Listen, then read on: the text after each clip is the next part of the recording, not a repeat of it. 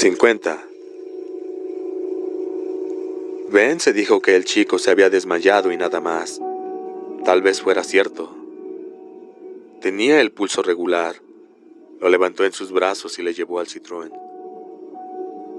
Se sentó al volante y puso en marcha el motor. Mientras salía a Railroad Street, sintió el tardío aflojamiento de la tensión, como si fuera un golpe, y tuvo que sofocar un grito. Los muertos vivientes andaban por las calles, estremeciéndose, con la cabeza llena de un ruido ronco y rugiente. Dobló a la izquierda para tomar Jointer Avenue y salieron de Salem's Lot.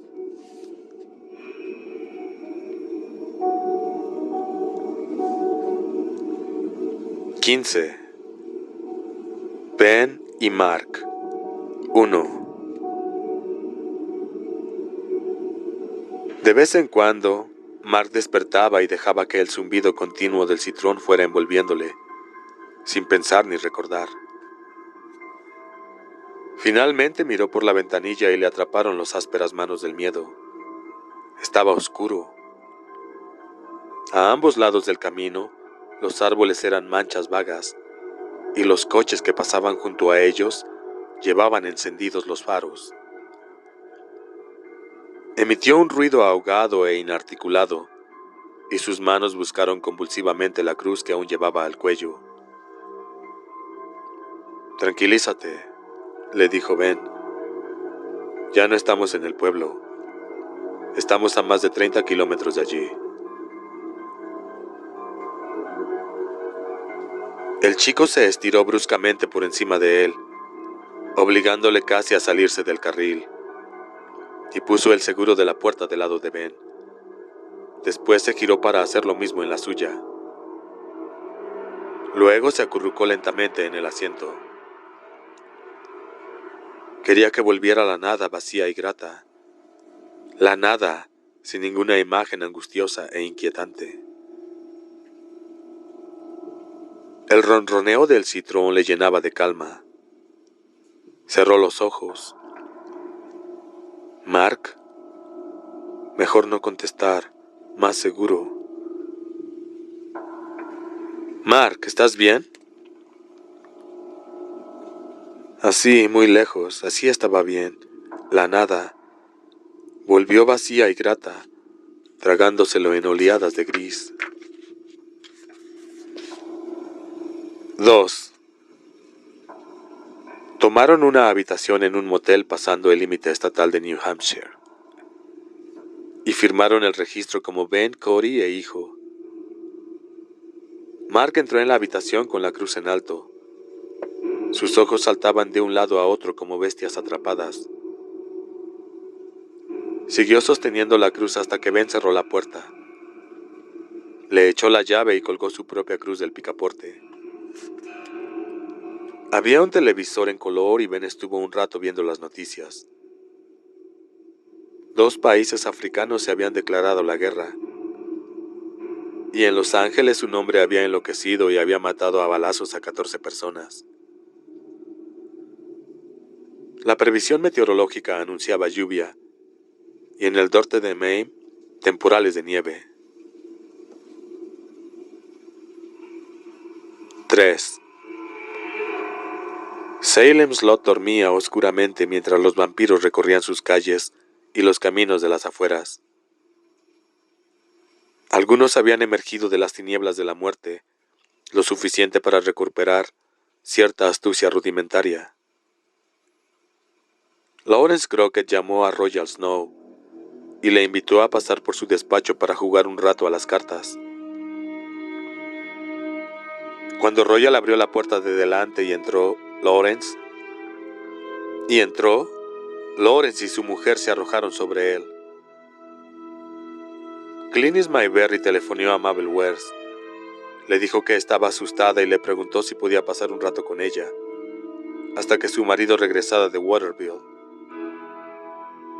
Mabel acudió aliviada y cuando 10 minutos más tarde abrió la puerta, ahí estaba Glynis, desnuda y con su bolso colgado del brazo, y mostrando al sonreír unos dientes grandes y ávidos.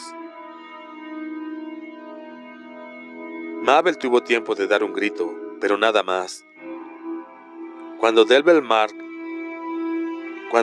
Marquis salió poco después de las 8 de su desierta taberna, Carl Foreman y un Homer McKinley, con una sonrisa rígida, surgieron de entre las sombras, diciendo que venían a beber algo. Poco después de la hora de cerrar, Milcrossen recibió en su tienda la visita de varios de sus clientes más fieles y más viejos compinches.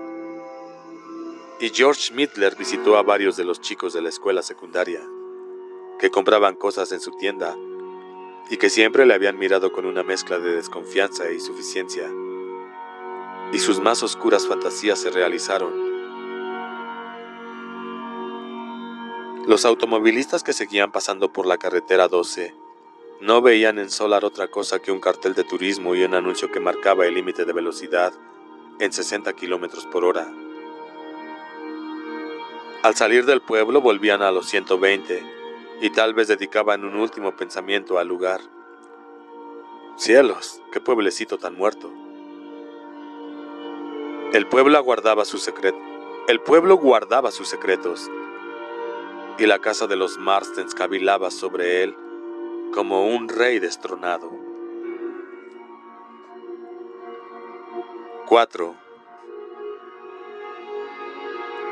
Ben regresó con el coche el día siguiente, al amanecer dejando a Mark en la habitación del motel. Se detuvo en una bulliciosa ferrería de Westbrook para comprar un pico y una pala. Salem Slot permanecía en silencio bajo un cielo sombrío. Todavía no había empezado la lluvia. Eran pocos los coches que se veían por las calles. El drugstore seguía abierto, pero el café Excellent estaba cerrado con las cortinas verdes corridas. Habían retirado la lista de platos de los escaparates y la pequeña pizarra donde se anunciaba la especialidad del día estaba borrada. Al ver las calles vacías, Ben sintió un escalofrío y le volvió a la memoria una imagen de un viejo álbum de rock and roll, con la figura de un travesti en la tapa, de perfil contra un fondo negro. Un rostro extrañamente masculino, sangrante de maquillaje.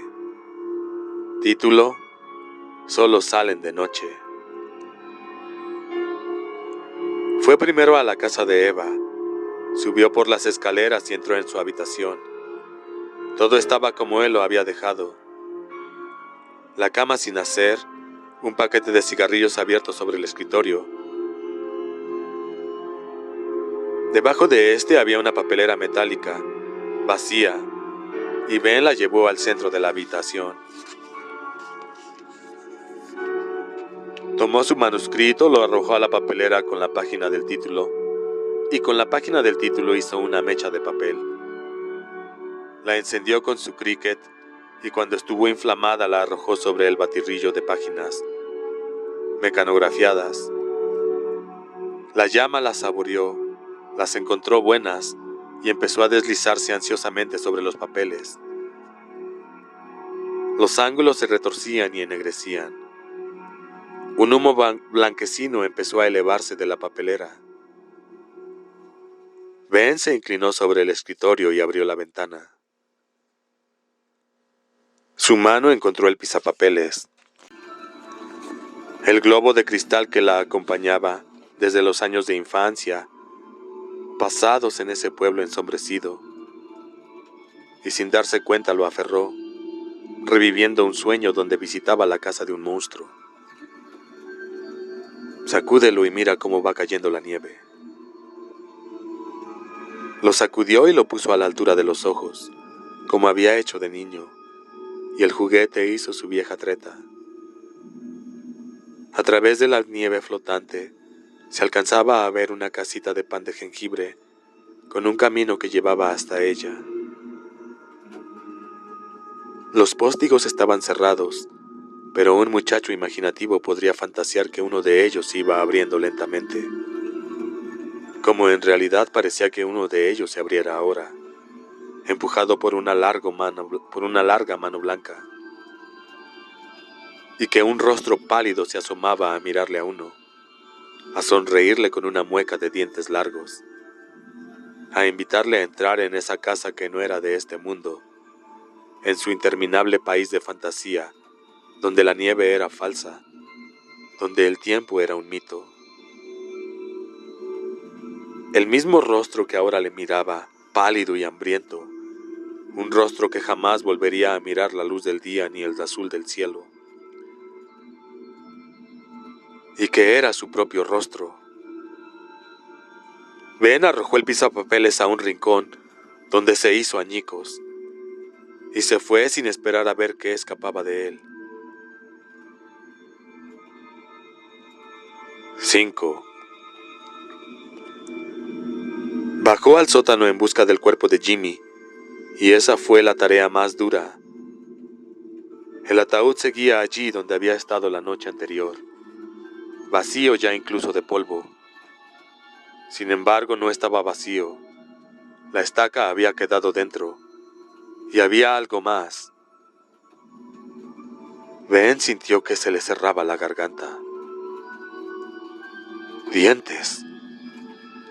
Los dientes de Barlow era lo único que quedaba de él. Ben se inclinó a recogerlos y se le retorcieron en la mano como minúsculos animalitos blancos que intentaban morder. Con un grito de repugnancia los arrojó lejos de sí. ¡Dios!, susurró mientras se frotaba la mano contra la camisa. ¡Oh, Dios mío! Por favor, que esto sea el fin, que sea realmente su fin. 6. Con dificultad consiguió sacar del sótano el cuerpo de Jimmy, todavía envuelto en las cortinas de Eva. Acomodó el bulto en el maletero del Wick de su amigo y después se dirigió a la casa de los Petrie. En el asiento de atrás, junto al maletín negro de Jimmy, había puesto la pala y el pico. En un claro del bosque detrás de la casa de los Petrie y próximo al acuático parloteo de Taggart Stream, se pasó la mañana y parte de la tarde cavando una fosa de 1,5 metros de profundidad. Allí puso el cuerpo de Jimmy y los de los Petrie, cubiertos todavía por la funda del sofá. Eran las 2:30 cuando empezó a llenar la tumba de esos 3 inocentes. A medida que la luz empezó a aclarar lentamente el cielo cubierto de nubes, Ben trabajaba con más y más rapidez. Un sudor que no era causado solamente por el ejercicio iba condensándole sobre la piel. Iba condensándosele sobre la piel. Hacia las 4, el hoyo estaba cubierto. Volvió al pueblo después de guardar la pala y el pico en el maletero del coche de Jimmy. Estacionó el vehículo frente al Excellent dejando las llaves puestas. Miró alrededor. Parecía que los abandonados edificios de oficinas se inclinaran con una especie de crepitación sobre la calle. La lluvia, que había comenzado al mediodía, caía suave y lentamente, como un símbolo de duelo. El parquecillo donde Ben se había encontrado con Susan Norton estaba vacío y solitario. Las cortinas del ayuntamiento estaban bajadas. En el cristal de la oficina inmobiliaria de Larry Crockett, un pequeño cartel amarillento anunciaba irrisoriamente: «Vuelvo enseguida». Y el único sonido seguía siendo el de la lluvia. Ben caminó un poco hacia Railroad Street, sintiendo el resonar de sus tacones sobre la acera. Cuando llegó a casa de Eva, se detuvo junto a su coche, mirando por última vez alrededor. Nada se movía. El pueblo estaba muerto. De pronto lo supo con una certeza absoluta, la misma con que había sabido que Miranda estaba muerta cuando vio su zapato en el asfalto. Empezó a llorar. Todavía llorando, cuando el Citroën pasó junto al cartel del turismo que saludaba. Te alejas ahora de Jerusalem Slot, un pueblo agradable. Vuelve pronto. Llegó a la autopista. La casa de los Marsden se perdió entre los árboles cuando Ben empezó a descender la rampa. Después se dirigió hacia el sur, hacia Mark, hacia la vida.